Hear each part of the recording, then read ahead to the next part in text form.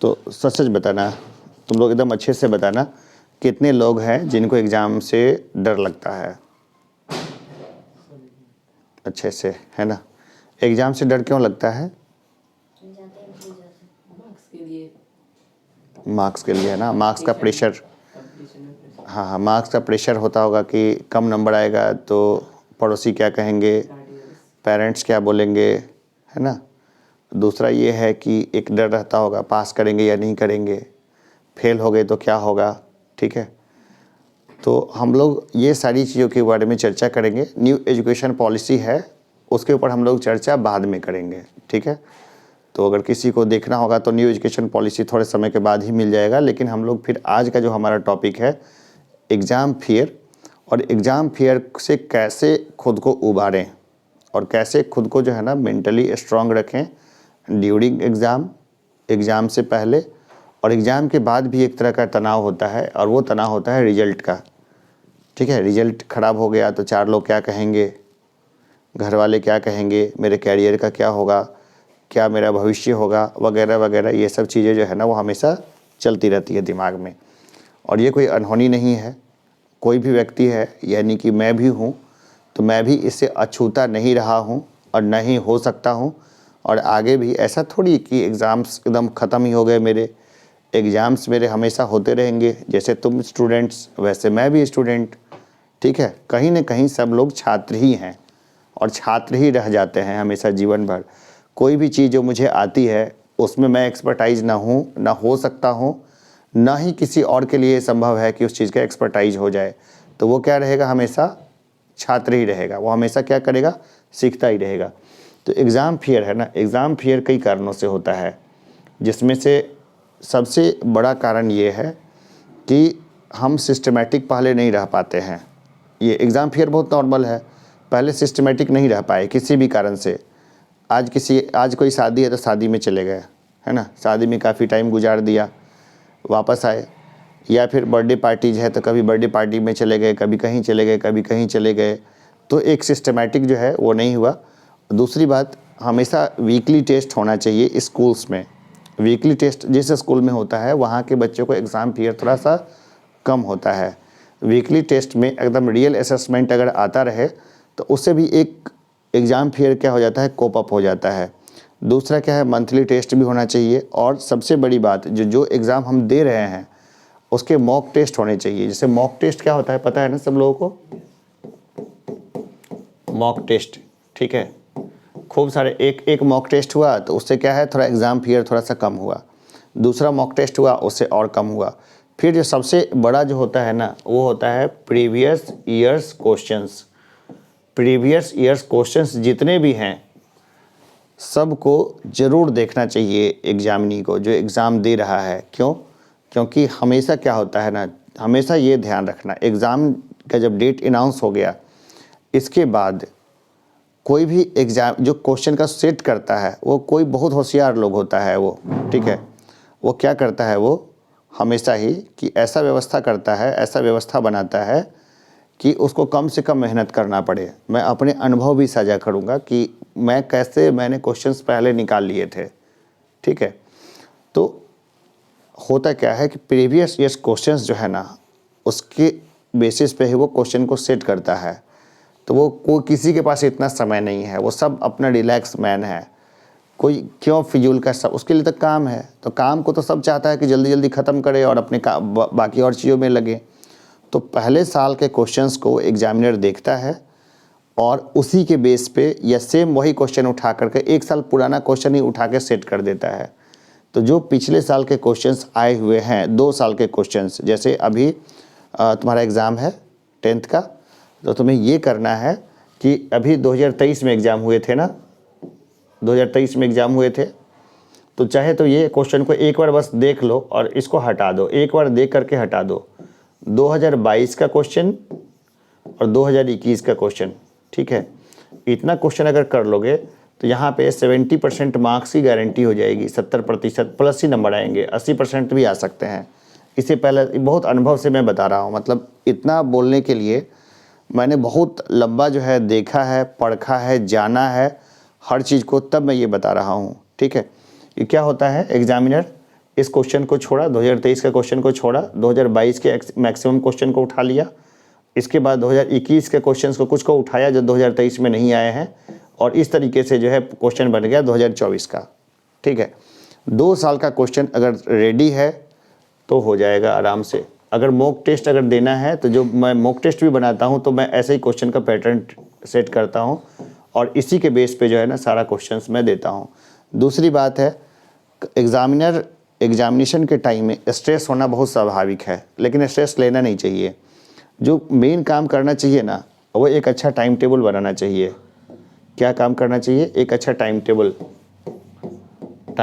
एक बढ़िया time table में कई सारी चीज़ें शामिल हो जाती है। टाइम टेबल, अच्छा टाइम टेबल का मतलब ये हो गया कि टाइम टेबल का मतलब ये है कि हम लोग का अपना जीवन कैसा है उस समय का, एग्ज़ाम के टाइम तक का, और उसके बाद भी उसको ठीक करना है। जैसे कि देखो, सबसे पहले जो ध्यान देना है हेल्दी फूड पर। हेल्दी फूड एग्ज़ाम, वैसे तो हेल्दी फूड हमेशा लेना चाहिए, लेकिन एग्ज़ाम के टाइम में हेल्दी फूड की भूमिका बहुत बढ़ जाती है।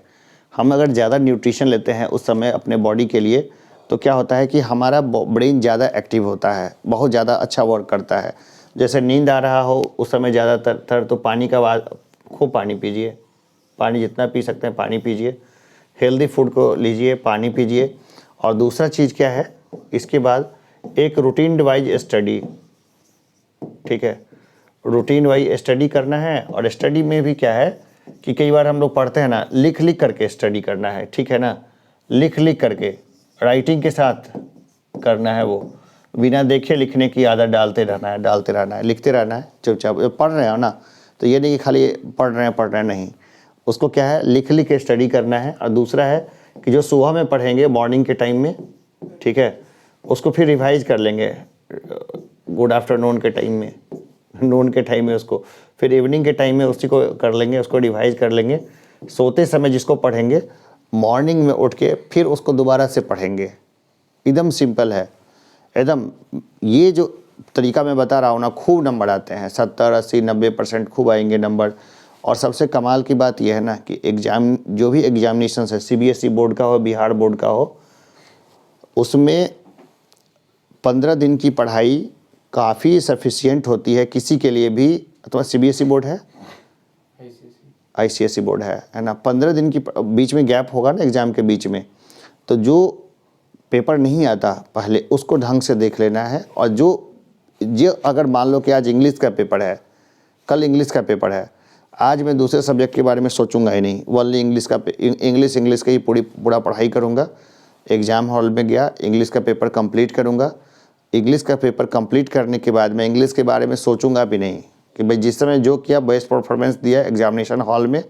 और इसके बाद बाहर निकलेंगे तो अगर मान लो मैथ का पेपर है तो उसी समय से घर आने के साथ ही मैथ बनाने लग जाएंगे। और मैथ उठते बैठते मैथ की प्रैक्टिस करते खाएंगे, बैठेंगे, सोएंगे, सब कुछ है। और फिर मैथ का पेपर जब हो जाएगा तो मैथ का पेपर देने के बाद वापस आएंगे ना, फिर और किसी पेपर के बारे में नहीं सोचेंगे कि हाँ ये पेपर है, ये पेपर है, ये पेपर है, और कुछ पेपर के बारे में नहीं सोचेंगे। ठीक है, एक समय में एक ही काम जो है उसको हम लोग लेंगे।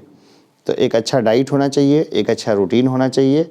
और दूसरा, मानसिक प्रेशर कभी नहीं लेना चाहिए। खूब सारी किताबें लेकर के नहीं बैठना है। अभी कंटेंट छांटने का टाइम है कि जितना कम, सबसे अच्छा मुझे लगता है कि कोई कुछ भी कहे, लोग कन्फ्यूजन में नहीं आना है। प्रीवियस ईयर्स क्वेश्चंस जो है उसको उठा लिया जाए, जो पिछले साल के जो क्वेश्चन आए हुए हैं उसका है गाइड बुक है, बस और कुछ नहीं करना है। ओनली गाइड बुक उठाना है। भले कोई कुछ भी कहे कि गाइड बुक क्यों है, ये जहर है, कतई जहर है, ये है वो है, ये सब बात की बात है, हम लोग देख लेंगे बाद में, है ना। रेगुलर पढ़ना चाहिए, ये है वो है, ठीक है, ये कॉन्सेप्ट काम करता है, बहुत काम करता है। लोग 99% नंबर भी लेकर के आते हैं, ठीक है। लेकिन अगर हम बात करें कि भाई कैसे भी करके एग्ज़ाम अच्छा निकले, तो उसके लिए प्रीवियस ईयर्स क्वेश्चंस को उठाना है और उसको बहुत अच्छे तरीके से उसको क्या करना है, उसको सारे क्वेश्चंस को पढ़ जाना है अच्छे से, क्वेश्चंस विथ आंसर्स को वहीं से आएगा। बार बार उसको पढ़ना है, जैसे आज भी पढ़ना है उसी को, कल भी पढ़ना है उसी को, परसों भी पढ़ना है उसी को। पढ़ने में हिचकना नहीं है। और जो साथ में अगर कोई यार दोस्त हैं पढ़ने वाले या टीचर हैं तो उनसे बोलना है, सर मुझे 5 क्वेश्चन सेट करके दीजिए अपने मन से, प्रीवियस ईयर्स क्वेश्चंस के ही, और मैं अटैम्प्ट करके आपको दिखाता हूँ और आप बताइए कि आप इसमें कितना मार्क्स देते। तो जो एग्जामिनर होते हैं, जैसे कि हम जैसे लोग हैं, तो हमने दिन रात यही एक ही काम किया है, कुछ और किया ही नहीं है जीवन में। किया क्या है, एग्ज़ाम दिए, एग्ज़ाम लिए और कुछ किया ही नहीं है, बस पढ़ाया लिखाया, एग्ज़ाम दिया, एग्ज़ाम लिया, यही किया और कुछ किया नहीं है। तो देखने के साथ ही मालूम पड़ जाता है कि यहाँ पे बच्चा क्या चीज़ छोड़ रहा है। जैसे कि क्या होता है ना, सबसे पहले एग्जामिनेशन हॉल में अच्छे मार्क्स के लिए मार्क्स क्वेश्चन के आंसर का फ्रेमिंग महत्वपूर्ण है। कैसे उसको फ्रेम करते हैं, जैसे तुम बहुत अच्छा फ्रेम करते हो, बहुत बढ़िया, जैसे आंसर लिखती हो ना मैथमेटिक्स के, तो थ्योरी को भी लिखना है, थोड़ा सा थ्योरी को भी लिखना है। और इसके बाद जो है उसका पूरा जो कोई स्टेप छोड़ना नहीं है उसमें। कॉम्पिटिटिव एग्जाम की बात अलग हो जाती है, लेकिन यहाँ पर क्या है, कोई स्टेप छोड़ना नहीं है, पूरा स्टेप बाय स्टेप जो है ना सबको क्लियर करके लास्ट में जैसे आंसर हुआ तो आंसर को ना हल्का सा इस तरीके से अंडरलाइन करके आगे बढ़ जाना है, ताकि एग्जामिनर को लगे कि हाँ यहीं तक है। क्वेश्चन नंबर ज़रूर डालना है, क्वेश्चन को 2 बार ज़रूर पढ़ना है कि जो क्वेश्चन उससे पूछा जा रहा है उसी का जवाब देना है और किसी चीज़ का जवाब नहीं देना है। ठीक है, कोई और प्रश्न मन में बन रहा है, कोई और चीज़? एग्ज़ाम के टाइम में जंक फूड को बिल्कुल बाय बाय कर देना है, जंक फूड बिल्कुल भी नहीं लेना है, सिंपल फ्रूट्स लेना है। एग्जामिनेशन हॉल में जब जाना है उससे पहले पूरी तैयारी कर लेनी है, क्या पहनेंगे, एडमिट कार्ड कैसे रखेंगे, वगैरह वगैरह जो भी है इस सब का बंदोबस्त कर लेना है। और इसके बाद सिंपल जो फ्रूट्स है ना उसी को खा के जाना है। ये नहीं कि एग्ज़ाम है आलू पराठा खा के चले गए। आलू पराठा खा के जाएंगे तो क्या होगा, नींद आएगी। ज़्यादा हेवी भोजन हम लोग कर लेंगे ना, तो हमारे स्टोमक में जब जाता है ना ज़्यादा हेवी भोजन, तो हमारा ब्लड सर्कुलेशन उधर चला जाता है उसको खाना को पचाने के लिए। जब ब्लड सर्कुलेशन पेट में शिफ्ट हो जाएगा तो हमें क्या होगा, थोड़ा सा नींद जैसा आएगा। तो ऐसा नींद जैसा आएगा तो क्या होगा, वो अलग तरीके का परेशानी होगा। तो और इसके बाद सबसे महत्वपूर्ण है कि जब भी एग्ज़ाम दे तो एग्ज़ाम को पूरी तरीके से एग्ज़ाम से पहले रात में कोशिश करनी है कि टाइम पे अच्छे से सो जाएं। और अच्छे से टाइम पे सोने का एक महत्वपूर्ण तरीका है, सुबह से बैठो एकदम पढ़ने के लिए। ठीक है, बार बार इसको कोशिश करते करते करते करते और अपने अंदर में कॉन्फिडेंस जगा लेना है कि मेरी तैयारी हो गई है। अब कभी भी एग्ज़ाम ले लोगे तब बिल्कुल मन में जो सोच लोगे ना वही होगा। एकदम सोच लो एकदम पढ़ के कि मेरी तैयारी हो चुकी है, अब बहुत कल एकदम बहुत अच्छा करेंगे एग्जामिनेशन। और इस तरीके से जब बेड पे लेटोगे तो नींद आ जाएगी अच्छे तरीके से। ये मत सोचो कि सुबह के लिए काम छोड़ दिया है, कुछ भी नहीं। और बाद में मत पढ़ने के लिए बैठना, आराम से दिन में बैठो पढ़ने के लिए, ब्रेक बाई ब्रेक 45 मिनट का ब्रेक ले लो, 45 मिनट के बाद 5 मिनट 7 मिनट का ब्रेक ले लो। इस तरह करके धीरे धीरे करके क्या है, बहुत आराम से उसको करते चले जाओ। बहुत आराम से सारा कुछ हो जाएगा, कभी कोई दिक्कत नहीं आएगी। कोई और समस्या आए तो मुझे ज़रूर बताओ। अगर कोई वीडियोज़ के मामले में है तो कमेंट बॉक्स में कमेंट करना, तो मैं देख लूँगा कि हाँ किसका कमेंट है, कैसा है, या बाहर का भी कोई करेगा तो मैं उसको देखूँगा। लेकिन एग्ज़ाम से जो है ना परेशान होने की बात नहीं होती है कभी भी। एग्ज़ाम ही तो है, कुंभ का मेला थोड़ी है कि 12 साल में एक बार लगेगा। वो तो हर साल एग्ज़ाम होता है, इसमें कुछ अनहोनी नहीं है। इस बार बेस्ट परफॉर्मेंस करना है, बेस्ट परफॉर्मेंस की कोशिश करनी है। किसी कारण से अगर पेपर अटक भी गया, कोई समस्या भी हुई, तो नेक्स्ट ईयर आदमी दे लेगा, सप्लीमेंट्री दे देगा, बोर्ड बदल के दे देगा, बहुत सारा इसमें ऑप्शन है। इसको लेकर के कभी भी दबाव में नहीं रहते हैं, ठीक है ना, कि हाँ ये हो गया, वो हो गया, कैसे हो गया, ये हो गया।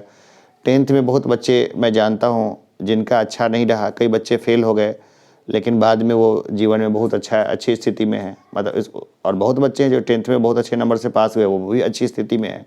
तो सफलता का कोई एक मानदंड नहीं है। अभी 10th अगर पढ़ाई कर रहे हो तो उसको लेकर के अभी दिमाग में सिर्फ 10th आना चाहिए, बाकी और सब चीज़ें नहीं आनी चाहिए। और सब चीज़ अगर बात मन में आ रहा है तो ज़रूर जो है, जो भी अपने घर में पेरेंट्स हैं या जो समझदार है, या फिर मेरे से खुल के बात कर सकते हो कि एग्जामिनेशन में ये परेशानी आ रही है, एग्ज़ाम देने का मन नहीं कर रहा है, वगैरह वगैरह जो कुछ भी है, ये सब खुल के बात कर सकते हो। और हम लोग खुल के इन सब चीज़ों पे जो है वो चर्चा कर सकते हैं। कोई सब्जेक्ट जो सबसे ज़्यादा हार्ड लग रहा है उसको थोड़ा ज़्यादा समय भी दे दो। जो सब्जेक्ट की तैयारी हो चुकी है उसको एग्जामिनेशन से पहले, लेकिन टाइम कभी मत गंवाना। जो एग्ज़ाम के टाइम में ना, देखो एक चीज़ मैं हमेशा बताता हूँ, कोई बच्चा जो है ना इंटेलिजेंट होता है, ना कोई डफड़ होता है। जो एक निश्चित टाइम है, एक दिया गया समय है, उस समय जो मेहनत कर लेता है ना, बस वो इंटेलिजेंट हो जाता है। उसी को लोग याद करते हैं। दिए गए समय में मेहनत कर लेता है, तो दिया हुआ समय है, उसी में मेहनत करना है। ठीक है, और कुछ नहीं पूछना, सिंपल, सारा कॉन्सेप्ट क्लियर है। बाद में पूछोगे, है ना। चलो ठीक है, तो आज यहीं तक रखते हैं। न्यू एजुकेशन पॉलिसी वगैरह के बारे में बात करेंगे थोड़े समय बाद।